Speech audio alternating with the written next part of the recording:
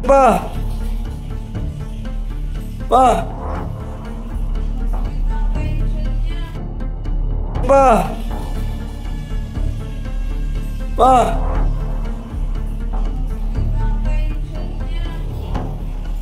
Panyer sih, Pa!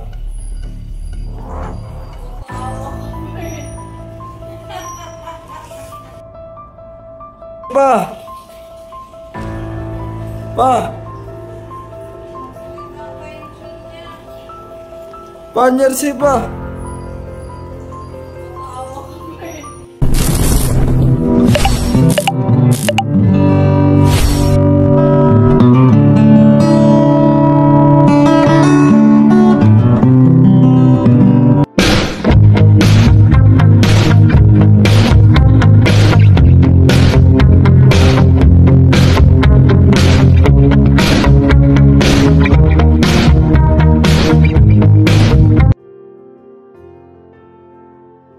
Mga kabisnes, isang mapagpalang gabi sa lahat mga kabisnes na may minamahal. So yan po mga kabisnes, ay kumain ako. Ang ulam ko mga kabisnes, gulay, kamatis. Yan, paubos na nga po mga kabisnes ako. Hindi na po kumain, nakadalawang hirit na nga po ako mga kabisnes. Mas gusto ko yung ganitong ulam talaga kung tutuusin mga kabisnes. Kaya lang may mga time din talaga na nakakain tayo ng isda, karne din. Pero sa karne talaga minsan na lang din. Mas ginusto ko to mga kabisnes kasi po kung bakit talaga alam naman natin na ang gulay ay talagang malusog sa katawan. At yun ang kailangan para maiwas tayo sa mga iba't ibang uri ng sakit. Kasi po mga kabisnes, ito isang example na sa sarili ko. Dahil totoo po yun. Kumakain naman ako ng gulay. Pero nung kasagsagan na sa biyahe ako mga kabisnes, madalas ko ginakain tayo ng karne. Kasi lalo pa kasi gutom ka rin. Gutom ka. Siyempre, sarap talaga kumain ng masarap na pagkain. Kaya madalas lang kain ko ng karne. Din naging matagaw din ako sa mga yung hilaw na pagkain tulad ng kinilaw. Sa kinilaw talaga ano sa akin yan, pinaka-paborito kong pagkain yan, kinilaw. Kaya lang nandoon agad hindi talaga maganda rin sa katawan, lagi. Maganda rin naman sa katawan kasi yung kumakain ka ng hilaw na ano, yun nga lang, hindi po pwedeng lagi. Kaya sa mga mahilig kumain dyan ng matataba, no? Karne o yung mga kilawin, hindi man masama, sabi nga, hindi man masama, pero huwag labis mga business. Kasi ito ngayon nangyayari sa akin, pangunahin talaga sa pagkain na dadali ako. Doon ako sa pagkain mo na nadali. Tapos, siyempre, hindi may iwasan yung bisyo. Kasi grabe, bisyo ko dati. Malakas akong uminom. Malakas manigarilyo. Isa yung mga kabisnes sa daging dahilan. Kaya, ang tanging paraan na para gumanda talaga ang kalusugan mo ay more on gulay talaga. Saka mga vegetables, fruits ba, mga prutas, yan. Fruits and vegetables yung pinakadabis na pangunahin na dapat i-apply sa katawan ng tao. Hindi yung puro karne, mga kabisnes. Magsisilbing aral na rin sana sa atin yun, yung mga ganoong pangyayari, no? Kasi halos naman karamihan sa ngayon madali mo na nga lang i-search sa ngayon kasi yung cellphone mo lang ano ba yung dapat na pagkain na po pwede, ano ba yung ngayon, ano ba yung hindi po pwede yung lalo na sa ngayon na panahon na ang pagkain ay karamihan ay puro chemical na mga kabisnes. Totoo naman po yun. Lahat ng mga pagkain ngayon ay dumadaan talaga sa chemical. Bigas, ginagamitan ng spray. Yung mga gulay, ganun din. Kaya sa mga gulay, kung hanggat maaari, kung mayroon nga kayong mga bakod yan, mas mainam yun, organic. Mas mainam yun. Kaya ingat talaga. Sa katulad ko na mayroong tinamaan ng colon cancer stage 3B, magsisilbing aral ito sa mga kababayan natin, ng mga kababayan natin na okay pa ba? Okay pa yung katawan, hindi pa umabot sa ganitong sitwasyon, no? Katulad sa akin. Hanggat hindi pa, mga kabisnes, agapan nyo na. More on gulay kayo. Gulay. Basta-basta kain ng mga matataba. Huwag talaga. Kasi mga kabisnes, noon, ang katawan ko, sobrang payat. Sobrang payat talaga ako. Maliit ang payat ako, pero bato-bato kasi mabigat ang binubuhat ko eh. Yung mga bakalan kasi kami. Trabaho. Tapos, di naglaon mga kabisnes, nakaramdaman ko sa katawan ko, bigla akong lumubo, tumaba. Di masaya ako mga kabisnes kasi tumaba ako eh. Siyempre dahil sa payat, bigla akong tumaba. Hindi ko binigyan ng importansya yun. Yung pagtaba ko pala na yun, yun na pala yung sinyalis na meron na akong problema sa katawan. Binaliwala ko lang yun eh, kasi wala naman akong naramdaman ko eh. Pero tumaba talaga ako, bumilog talaga ako ng tulog. Nagulat nga yung mga kapatid ko eh. Tiyan ko, lumaki. Katawan ko, ito bumilog. Yung pala, sinyalis na pala yun na may problema na ako sa katawan na hindi ko alam, mga kabisnes. Kaya pagka tumaba kayo, hindi mo pwedeng sabihin na, okay to kasi tumaba ako. Ang sabi nga nila, pagka ang tao mataba, ay sakit yun, mga kabisnes. May kaakibat na sakit yun, pagka tumaba ka. Meron namang iba hindi, pero kadalasan talaga ganun.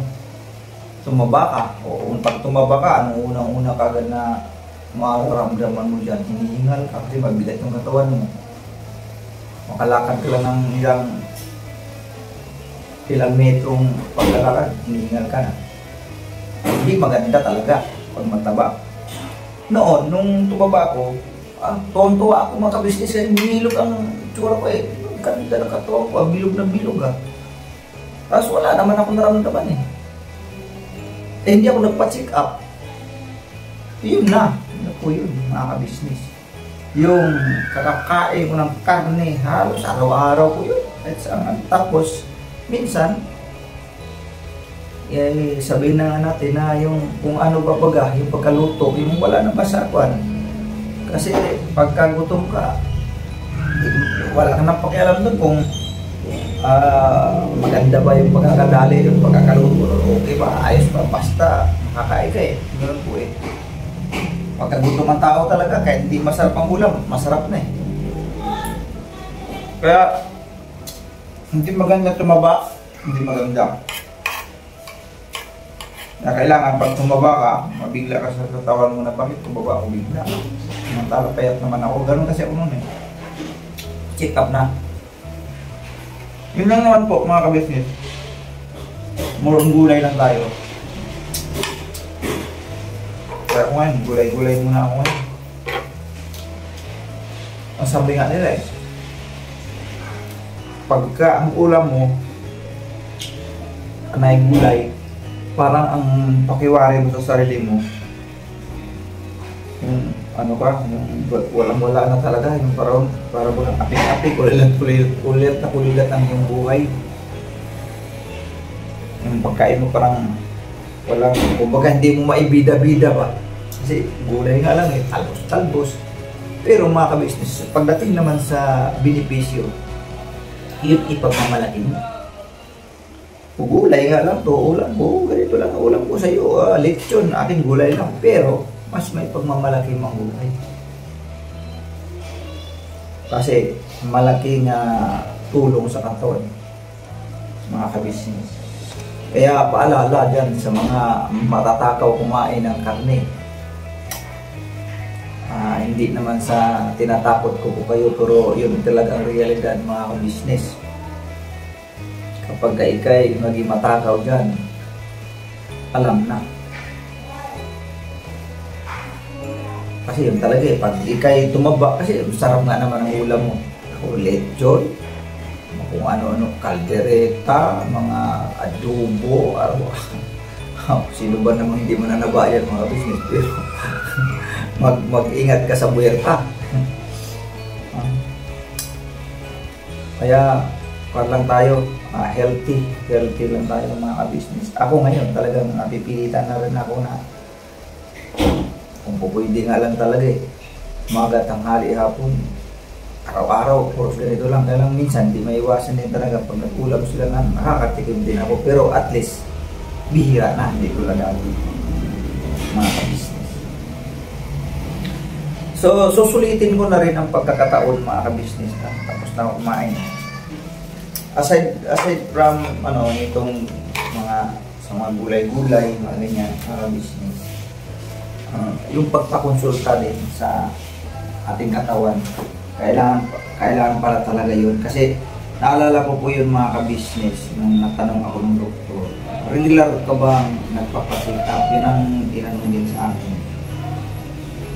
Ang bagaman hirap akong sumagot dun sa mga katanungan, pero sumagot ko, sabi ko, hindi ko pa po regular na nagpapacheck up sa katawan ko.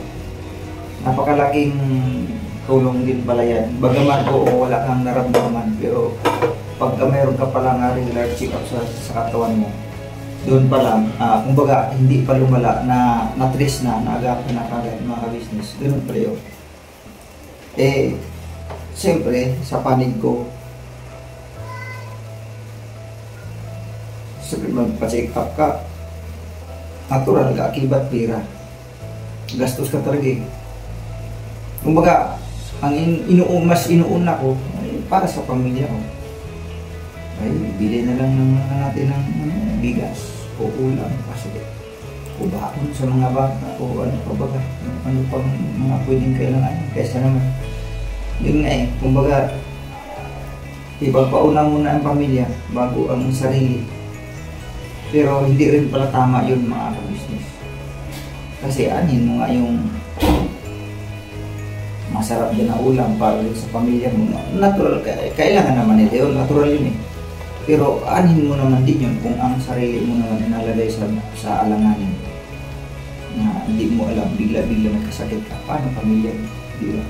Pamunahin pa rin tayo, mga tatay, nanay, na bigyan talaga ng bigyan ng panahon o bigyan talaga siya ng kumbaga iskidulan talaga kung ba't maaari. Siguro sa ganitong magpa-check up naman tayo. Huwag tayong pagkampante kasi kung wala tayong naramdaman ngayon, sige lang. Yun lang ako, makabusiness yung sa akin, biglaan. Wala akong ka-idea kung ano. Ang tangi ko lang naisip sa sarili ko ng mga pagkakataon yun, kapag lang o nalamigan lang kasi madaling araw ko nagising eh. Kasi yung mga time na yun, nakatid nga po ako kaya famous budang doon sa school. Wala akong idea na ganun na pala, malala na pala yung aking karamdaman. Mayroon na pala akong karamdaman na malala. Na wala akong kalam-alam kasi nga wala tayong check up na ginagawa sa katawan. Kumbaga, parang inahalin tulad na rin talaga siya sa ang ating katawan. Inahalin tulad sa isang sasakyan. Kailangan talaga sasakyan, kailangan mo rin talaga regular na i-check yan eh. Bagaman oo tumatakbo, pero kailangan i-check. Kailangan talaga maintenance sa madaling salita. Kailangan may maintenance mo yan talaga siya, hindi ko pwedeng hindi. Yung tinatawag na preventive maintenance. Preventive maintenance. Importante kasi talaga eh. Ganon din sa katawan ng tao, mga business. Hindi po pwede yung wala, okay naman na, wala naman ako naramdaman eh. Okay, malakas naman ako. Diba? Hindi pala po pwede yun, mga business. Kung hanggat maaari. Pero yan na, sa panig nating mga kapos sa pera o mga mahihirap, no? Dito lang sa Pilipinas, ang yung mahihirap, halos nasa 80% mga ka-business. Halos nasa 80%. Kaya, malamang sa malamang, ganun talaga yung katulad sa aking isipan na mas uunahin ko na lang yung pamilya kaysa sarili ko. Magpa-check up, anak ko, saka na lang muna yan. Walang pagkain sa bahay, walang bigas eh. Pambigas na lang muna yan. Yung mga ganun mga business. Eh, hindi pwede, dapat, kung totoo hindi talaga dapat pwede.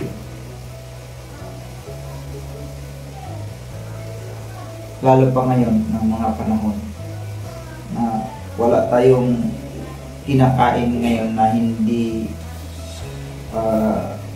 nakaranas ng mga chemical, yung mga pagkain. Tapos yung processed food, isa yun sa inano sa akin ng doktor, huwag kang kumain ng processed food, ha? Tapos yung mga matatamis, huwag na rin. Sa mga may colon cancer dyan, matatamis, bawal. Yung sobrang alat, bawal din. Yung mga matataba, mantikain, bawal na yan. Tapos yung labis na pag-iinom ng kape, binabawal din sa akin yun, mga business. Yung ano po ba? Yung pagpupuyat sa'yo, kasi pampahina ng immune system. Ang sabi ng doktor sa akin, kailangan sa katulad mo na may cancer, kailangan malakas ang iyong immune system.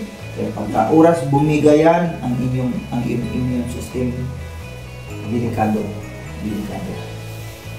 Kaya ako, hanggat maaari talaga, yung pagkilos-kilos mga kabisnes araw-araw, malaking bagay ngayon yung naglalakad ka.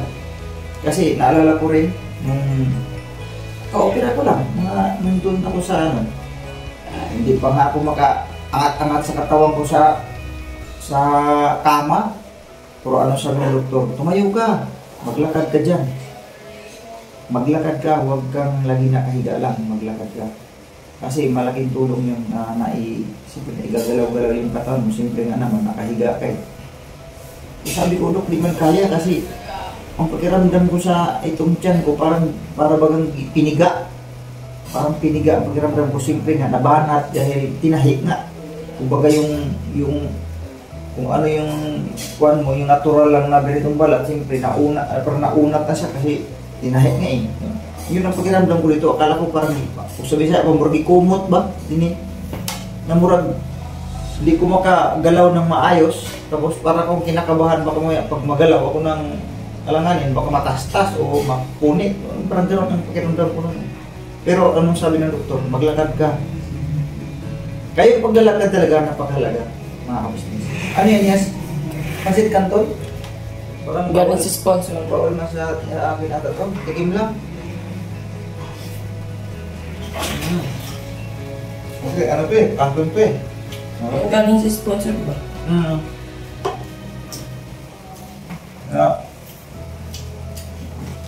Kayong walking, kung sa ngayon, mga kabisnes sa akin ngayon, pwede na akong mag-jogging. Pwede na eh. Pwede na akong mag-jogging. Pero, hindi pwede yung tulad ng dati talaga na hindi na kunting jogging lang, tas lakad ulit. Ganun lang. Kaya ko naman eh. Yung buhat, may mga part na kaya ko nang, may mga bagay-bagay na kaya buhatin. Yung talagang kaya lang sa akin. Nakabuhat na ako. Huwag lang yung sobrang bigat na talaga na parang sa hanggang na tulad ng dati. Sabi ko kayo, alawan ako sa mga trabaho mabibigat eh. Kasi hindi talaga ako umaatras pagdating sa mga trabaho kahit anong klaseng trabaho. Pero sa ngayon, sa buhatan, wala na. Kumbaga, pili na lang mga kabisnes. So yan lang mga kabisnes naming minamahal, update sa mga kalusugan natin, ano? Mga kabisnes naming minamahal.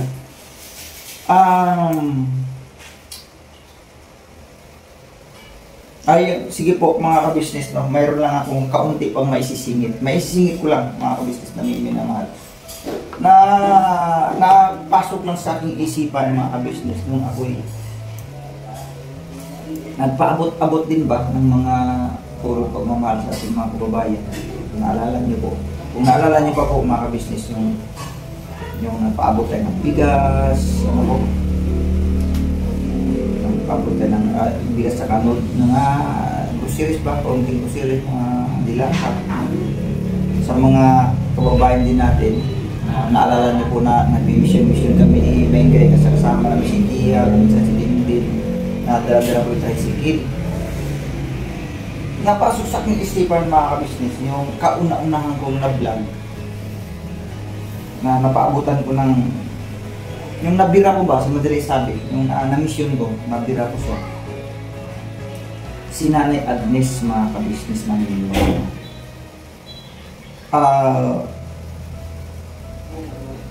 Nagkwento-kwentuhan kami ni Mingay kanina, habang dyan kami sa park. Sabi ko ano ba yun? Pabisita natin yung mga napabot-abutan natin ng tulong ba?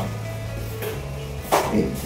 Anong masama mga ka-business kung mabisita at kung mayroon din naman tayong may abot kahit ganun lang din, yung mga 3 kilong bigas, masaya na, masaya na sabihin sila. Masaya na yung sila sa ganun mga kasi alam ko, malaking tulong din naman yun sa kanila yung mga ganoon. Naisipan ko lang mga ka-business dahil bilang ano ba, parte na rin ba, parte na rin ng ating pag-YouTube channel. Pagkawa may mga vlog tayo na minsan nabuburi yung ang mga nanonood, minsan naiinis yung mga nanonood dahil puro problema na lang, problema. Ano po mga ka-business. Pero bilang isang content creator na ito, kung ano talaga yung nakikita sa akin, talagang iba-vlog ko yun. Kasi content creator nga ako eh. Nagbablog nga ako eh. Wala akong pinipili. Maganda kung hindi, bira. So ngayon, nandun naman tayo din sa punto na nagpabot-abotin tayo ng kaunting tulong pagmamahal sa ating mga kababayan. Ang gusto ko mga ka-business ay gusto ko silang mabisita. Mababalikan na, makamusta man lang. Malay ba natin, yung napaabutan natin ng tulong na yun, yung pala ngayon mas mayaman na sa atin kung magkamay tayo na sa buhay. Hindi ba? Hindi, masaya tayo para sa kanila na naging ganun ang kanilang takbo ng buhay. Siyempre, malay natin pagdating natin, uy, kumusta? Katulad ng unang nila vlog, si Nanay Agnes. Halimbawa, nagwawala. Pagdating natin doon, ganito na pala siya. Uy, Nanay Agnes, ang taki na pala ng grocery. Di ba? Yung mga ganun pong... Yung mga ganoon pong mga ka-business na, ano ba? Tagpo, no? Malay baga natin. Kasi matagal na rin kasi mga ka-business yung mga napaabutan namin ng pabigas-bigas noon, mga ka-business, ay taon na rin ang lumipas kasi hindi namin sila nasilip o nabisita ba. Nakumusta man lang. Yun ang naisipan ko ngayon, mga ka-business. Na hindi man araw-araw natin silang mapuntahan kasi medyo madami-dami na rin yung aking na napaabutan. Hindi man natin sila masunod-sunod, kumbaga araw-araw. Ngayon iba, bukas iba. Hindi man ganun, hindi man naging madalas, pero gusto kong gawin yun mga ka-business na mabisita sila. Ngayon ang sabi ko kay Mingay na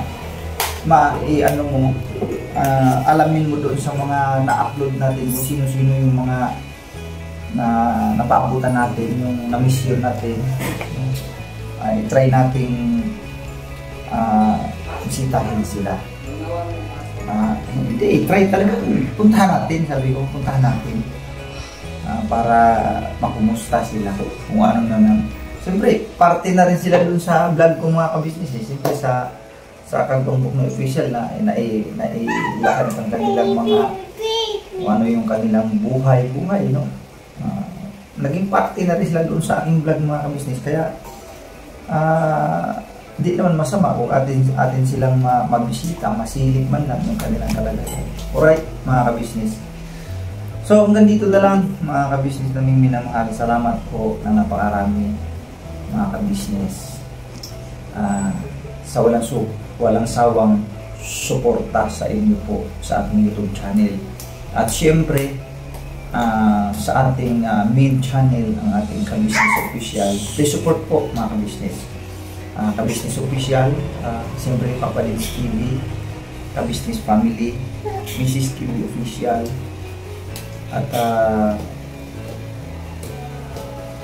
Simos Budang Official, at siyempre po mga ka-business ang mga kagwangs, ano po, ang iyong akong lingkod, kagmambok ng official, mga ka-business na minamahal. Biraban na po tayo, mga ka-business. Alright? Okay po. Hi daw, Tinay, hi. Pau! Pai! Pau! So na ako. Pau, Pau, oh. Say hi daw. Hi.